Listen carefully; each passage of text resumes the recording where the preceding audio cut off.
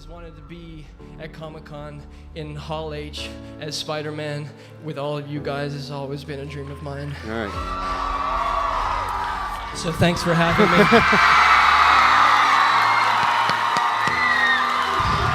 You have no idea how much this means to me. I've always wanted to come here as a fan, and this is my first time, so here I am as a fan.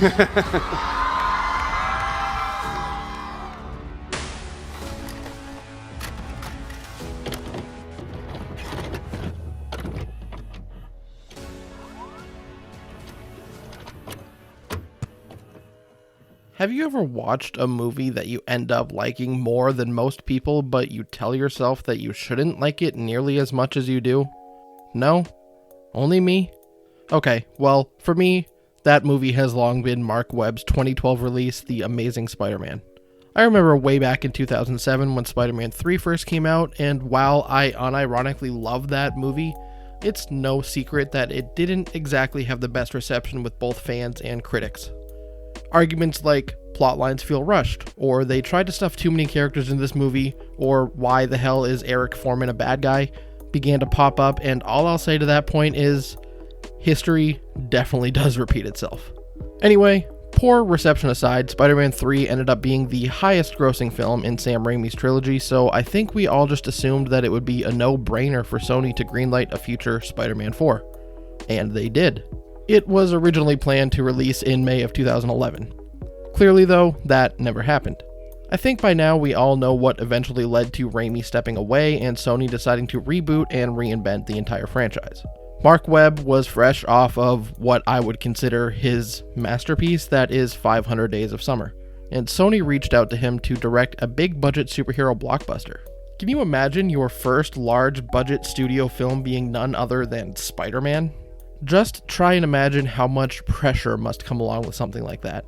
I feel like at this point in my life, I'm 24, I would completely crumble under the stress that must come along with something like that. I never thought I would do a comic book movie. It just wasn't part of my DNA, but I think when I was older, it actually became more appealing to me because I think that you start to understand there's some really universal, deep themes that are at work in a lot of these things, and I think I started to appreciate the sophistication of the Spider-Man story in particular. Alright, let's not dive into the anxiety that must come with directing a big-budget blockbuster. Mark Webb definitely had some big shoes to fill coming after Raimi's trilogy, regardless of the outcome of Spider-Man 3. Now, I won't lie, I never saw this film in theaters. Back in 2012, I wasn't nearly as interested in the film industry as I am now, so I definitely missed out on some, what I can only imagine are fantastic theater experiences.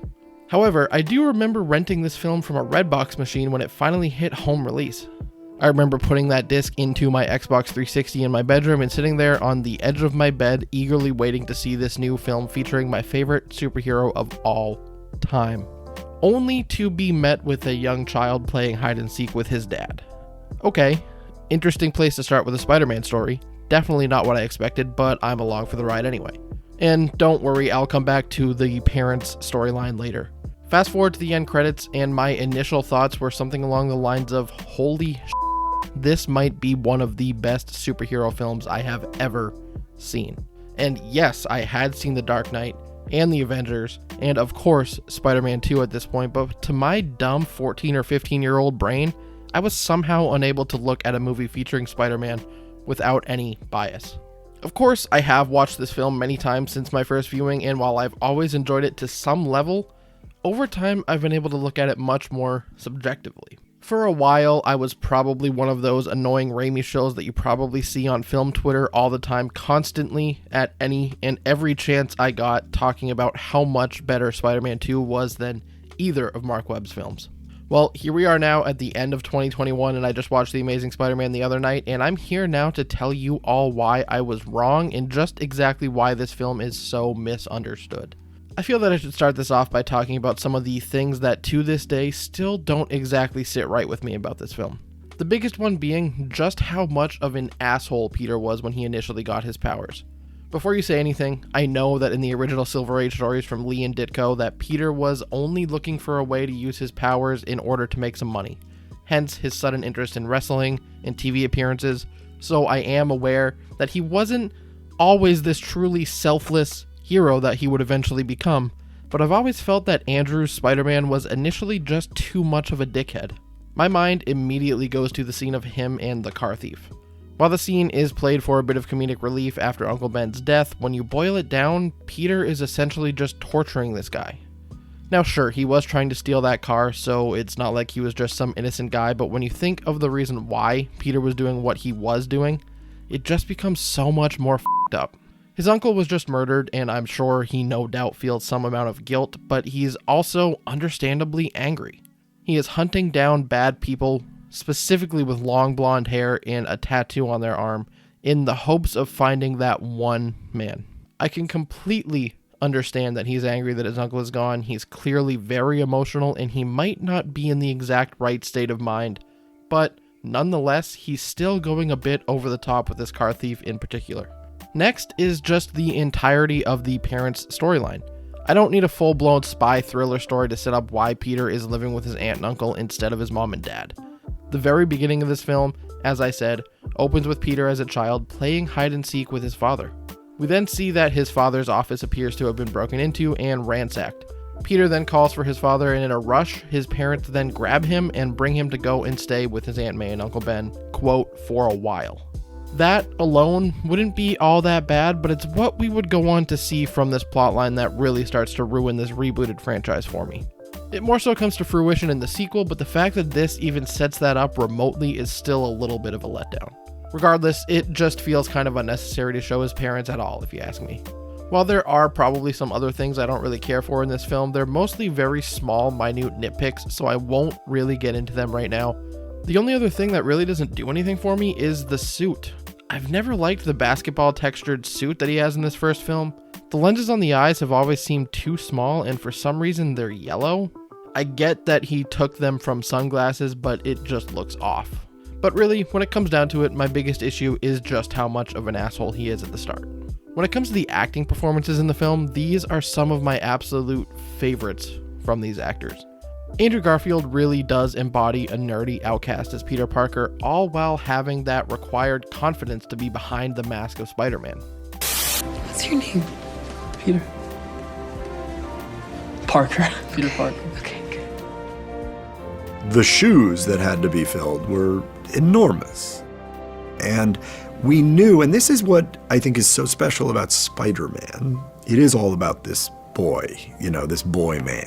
And these movies hang on that character, and the casting of that character is everything. We found our Peter Parker very much like we did with the first movie, is we just looked at every possible young man who was in the right age category, and we tested some extraordinary actors. I was trying to find somebody in Peter Parker that had an adolescent quality, that was funny, but also not quite comfortable in his skin. It didn't even cross my mind. It's one of those very bizarre things. So when I first heard about it, I kind of thought, well, I hope they do a good job. That was my only real thought. Emma Stone is on another level when it comes to her portrayal of Gwen Stacy.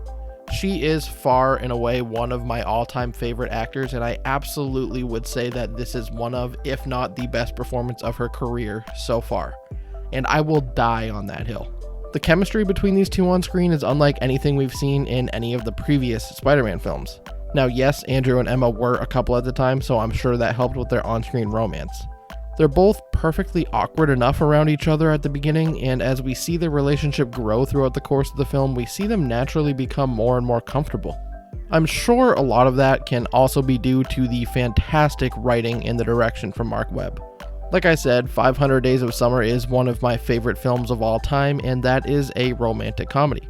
The writing for Zooey Deschanel and Joseph Gordon-Levitt was also some of the best I've ever seen in a film like that.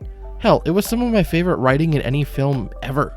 Their chemistry was also incredibly believable.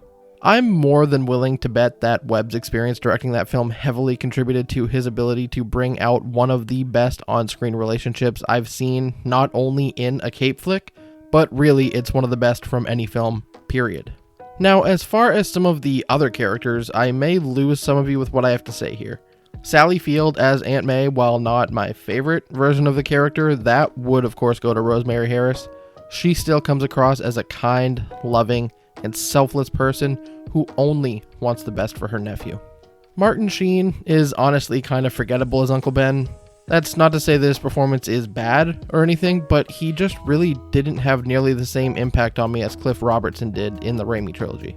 His famous speech was changed quite a bit, which I understand, but it just didn't come across nearly as meaningful. There is, of course, also Dennis Leary as Captain Stacy, and you know what? I actually kind of like him in this role. He was perfectly able to pull off the cold skeptic of Spider-Man, all while being a loving father to Gwen. I know you're probably all thinking, well, what about Flash? And all I have to say about him is he's a bully that doesn't look 35 years old. No, but in all seriousness, I think this is the best live-action portrayal of Flash Thompson that we've seen so far. The one in the Raimi films was good, but again, the actor looked way too old for the part and didn't really impact the story very much. And then there's the MCU Flash, who I don't even get me started on the MCU Flash. I will have more to say about him, I'm sure, after I see No Way Home, but I don't even have time for that today. Anyway, this really just leaves us with Rhys Ifans, or however you say his name, as Dr. Connors. They didn't really get a chance to give the character that much depth in the Raimi trilogy, so I don't really have anything to compare this version to other than the character from the 90s animated series. And this one, for obvious reasons, feels so much more fleshed out. His connection to Peter's father and Oscorp gives us a perfect way to set up a new villain for our hero. Something that I feel the MCU films severely lack. They seem to kind of go the Doc Ock from Spider-Man 2 route in terms of his relationship with Peter, and I like that. It really makes the final fight between Spider-Man and the Lizard that much more meaningful when you've spent the previous hour and a half or so getting to see the two form a bond and become friends. So when it comes to Spider-Man movies, and now even video games, a theme or score can be one of the most important aspects of the project, especially to me. Over the years, the webhead has had so many different themes and scores to accompany him on screen. There's the obvious theme song from the 60s cartoon, the iconic rock intro from the 90s animated series, to the, I would argue, equally as iconic intro song from the Spectacular Spider-Man, which I still haven't watched, by the way. Those are all great in their own way, but if you were to ask me what I would say the most iconic theme for Spider-Man is, I would have to go with none other than Danny Elfman's original score from that 2002 film. That main theme is probably one of the most iconic movie scores of the 2000s. I would put it up on the same level as the scores from Harry Potter, or if I were to compare it to other cape flicks, Batman 89, also by Danny Elfman, and even the original Superman theme from 1978. Anyway, enough about that. When it came time to score this reboot, it's needless to say that James Horner had some pretty big shoes to fill, and you know what? I would say he actually did a fantastic job. I actually often find myself listening to the tracks Young Peter and Becoming Spider-Man. Those are easily two of the best parts of the score. Now, is this as iconic as the Raimi score? No, but I don't think it needs to be. This score feels so much lighter and fresh compared to the older themes, and I think that's exactly what this one needed. I will say, though, that Hans Zimmer took this theme and cranked it up to 11 in the 2014 follow-up, but that definitely does not take away from just how much I love the score of this film. Like I said before, if I really wanted to, I could probably spend hours watching through this film and find every single little nitpick that I have with it, but that would be boring as hell and a waste of everyone's time. Spider-Man is a character that is so important to me that I, of course, tend to be very passionate when it comes to films or shows or comics or even video games about the webhead. I think there were a lot of reasons. I think perhaps the main reason was I can relate to him. Because he was shy, he wasn't that successful with girls, he had to worry about his family. I think most teenagers reading it thought to themselves, hey, that could be me, you know. So there certainly was that identification. I haven't kept it a secret that I'm not the biggest fan of the MCU Spider-Man so far, despite actually really enjoying Homecoming and his appearance in Civil War, and I'm sure by now that you're all sick of me saying how much I love Spider-Man 2 and how much I adore the Raimi trilogy as a whole. So, I really just wanted to make this video to show some love to a film that I feel gets too much hate sometimes. Lately, this duology from Mark Webb has been getting more and more love online, and you really do love to see it. Okay, maybe not the sequel so much, but I will still defend The Amazing Spider-Man every single chance I get in the hopes that one day the mainstream will finally see this film for the brilliant piece of Spider-Man media that I do. Thank you all so much for watching this. I really took the time to write this video, and I really wanted to express how much I actually adore this film. Again, I know I always talk about how much I prefer Spider-Man 2 and the Raimi series more than this, but I just wanted a chance to talk about this movie. Again, like I said in the video before, I know more and more people seem to be showing love to this series of films, and that's great. I may make a video on The Amazing Spider-Man 2 at some point in the future. I don't know. If I do, it'll be a while from now, because I feel like I spend too much time focusing on Spider-Man on this channel. I have the MCU video, I have this video, I have the 2 videos for the No Way Home trailers, and then I'm going to do another video on No Way Home when it comes out. And I really do want to make a video on the actual Raimi trilogy, but that's going to be a long labor of love for me. I'm going to combine all 3 movies into one video, so it's probably going to be a long, big project. So hopefully it pays off. But after this, after the No Way Home video that I'm going to make when I see the film in 2 weeks, I'm probably going to take a break from talking about Spider-Man for a little while. Unless something wild happens, then I don't know, maybe I'll make another video about whatever that is, but I just need to branch out and talk about other things. I'm writing currently a video on Tick Tick Boom, which just came out on Netflix. Andrew Garfield again, one of my favorite actors. That is probably my favorite performance by him, and I can't wait to make that video. But I just need to talk about other stuff, and I will still cover K-Flicks. I'm gonna do Hawkeye once that wraps up. Like I said, No Way Home, obviously Doctor Strange 2 and other Marvel stuff when that comes out, the Batman next year. But I just want to talk about other movies. I want to do Zack Stone Is Gonna Be Famous. That is coming to Netflix. I just bought all the episodes on Amazon like a month ago, so that sucks. But I want to talk about that. I want to talk about Inside by Bo Burnham. I want to talk about whatever the hell I want and not be stuck to talking about superhero stuff, as much as I do love it. Anyway, that's enough rambling. Thank you all for watching. As always, catch you in the next one.